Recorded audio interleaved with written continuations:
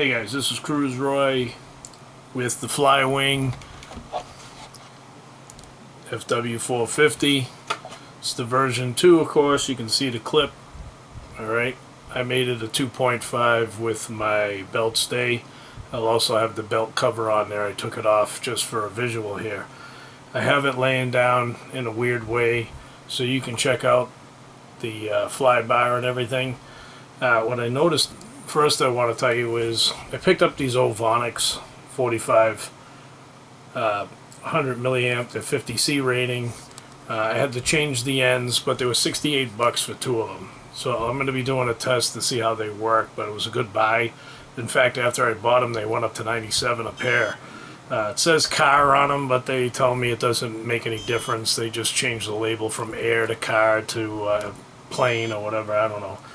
But that's the battery. I picked up a couple of them. We'll be testing them. What I wanted to go over was how when you're flying this and you're a novice, and I've been flying helis and drones for a while, when you put this thing into 3D, it's a 450 and this thing just speeds up and bounces all over the place.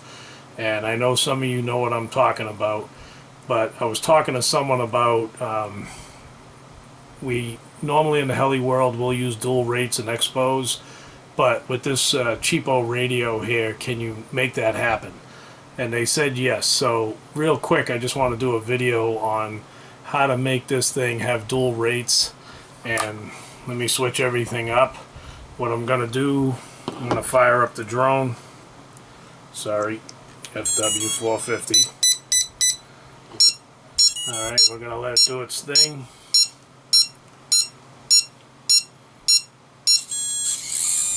Alright, it's doing its calibration dance. Alright, also just to tell you, calibrating these birds is very, very crucial, and don't do it inside. I've done it inside, it worked okay, but you're better off if you can do it outside. But anyways, back to dual rates. Now normally when this bird is sitting still, you can't do anything. It's just the way they designed the H1 controller. You can't do anything. But if you bring it down into 3D, alright, the H1's going to light up blue. And watch out, you get your blades on, so don't hit anything you don't need to. But if you watch this, how fast everything goes. So when this thing's flying, it just bobs and bounces and goes out of control. It's actually a pretty small heli, as a 450 size, and the way they have it set up, it's just way too agile unless you're a pro. And some people would like to click it into, you know, 3D. But anyways, let me put it back off in the off position. We're going to go into the radio. I hope you guys can see this. Let me unlock it. Alright. So, I'm going to see if I can get this in the camera just right. We're going to go into this, and what you want to do is go into function, right? You want to scroll down to, oh, sorry. I got fat fingers. The first thing you want to do is the rate and expo switch. Now what switch? I already had it set to C. You just click on that and you want C. On your radio it's A, B, C, D. And the reason I pick C is when you flip this into 3D, you'll know what's going to happen when we get to it. Let's back it up. Alright, now you go to rate and expo. Alright, now channel 1 is your ailerons. Alright. Channel 2 is your elevators. And channel 4, of course, is the rudder. So we're going to start with channel 1. I think a good starter rate is about 60%. So if you hold the button, it's 60, and I would do an expo of 25.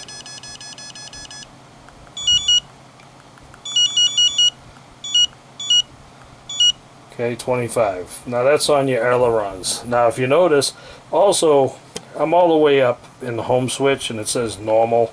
And then of course if I click it down, it goes into sport mode. You really don't want it in sport mode.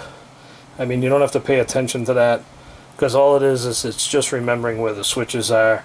So normally, yes, 3D would be sport mode, but we want to drop it down a little bit. So you got normal mode is up, and of course I was in the wrong switch when I changed this. So all you got to do if you make any mistakes, hit this little circle over here, and it'll put it back to normal. So anyways, let me drop the switch down to 3D. So this is where I want to be. So channel 1 is ailerons. Let's do this again. I think a good starting position is 60. 60 and 30.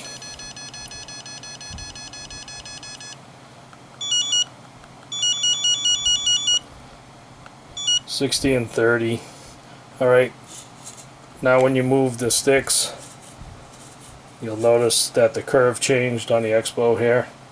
Alright, now let's go to channel 2, which is your elevator. Same thing. I say drop it to 60-30. About 60 on the rate. And 30 on your Expo, right? Hopefully you can see that. And let's back it up again. Oh, I'm on the wrong switch here, like I said, going too fast. Now let's go to channel 4. Now that's your rudder. Now if you want fast pyros or slow pyros, I would say to get yourself started about 75 on the rate. In Expo I would only do about 20 on the rudder. It makes it a little bit, the higher the number the smoother it's going to be. Alright, so now we back up.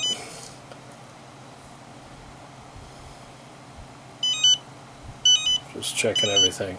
Alright, so again, you don't sport now, it actually means that we're in a more tame state for 3D, even though, but I wouldn't be concerned about the word sport or the word normal. Alright, GPS and 3D will stay in this soft Expo where everything's nice and smooth and soft. Alright, so let me go back and show you the heli. Let's back up. Alright, now I'll move the sticks and watch the flyby.